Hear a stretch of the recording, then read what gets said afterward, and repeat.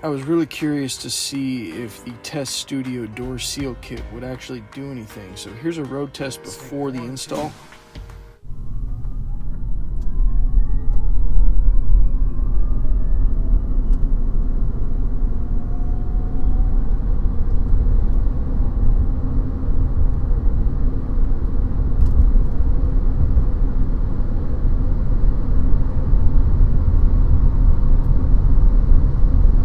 So here are the strips, clearly labeled front and rear, the longer strips being on the front.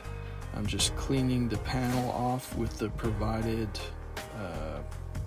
cleaning pads that the strips came with.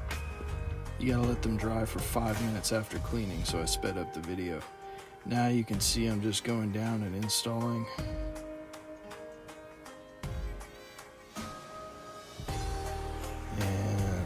I only did the front one here, but you can see I took the time off video to install each one. I'm gonna let you guys be the judge of if you think the sound improved or not. Personally, I don't think it did, but here's the final road test with the strips installed.